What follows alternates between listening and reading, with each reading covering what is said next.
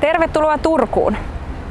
Mä olen Saija Huhtiniemi, Visit Turun opas ja kerron teille nyt hieman salaperäisen tarinan Valpurikynistä eli kynnystä, Suomen kuuluisimmasta noidasta ja häneen liittyvästä vesikokeesta.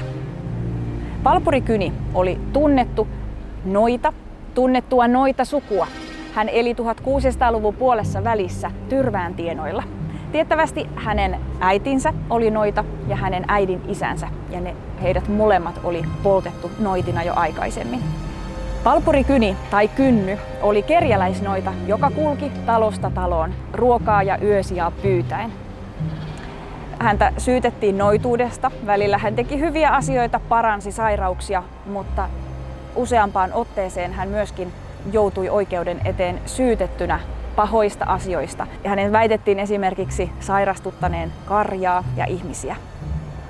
Kerran tuomioistuin päätti asettaa hänet vesikokeeseen, joka on tiettävästi ainoa Suomessa toteutettu vesikoe. Tämä vesikoe toteutettiin täällä Turussa, Aurajoessa. Valpurikynin kädet ja jalat sidottiin yhteen. Hänet heitettiin Aurajokeen. Tarkoituksena oli selvittää, onko Valpurikyni noita vai ei, niin että pysyykö hän pinnalla vai vajoaako joen pohjaan. Valpurikyni pysyi pinnalla, mikä tarkoitti sitä, että pahat voimat auttavat häntä ja hän oli selvästi noita.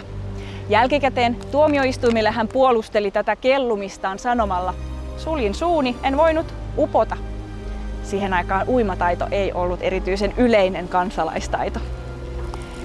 Valpurikyni sillä kertaa tuomittiin raipan iskuihin. Hän on myös menettänyt korvansa toisella kertaa oikeuden eteen joutuessaan ja hänen tiedetään eläneen ilman korvia vielä toistakymmentä vuotta ennen kuin viimeisen kerran tuomioistuimeen eteen joutuessaan hänet viimein tuomittiin kuolemaan ja lopulta tiettävästi hänet poltettiin.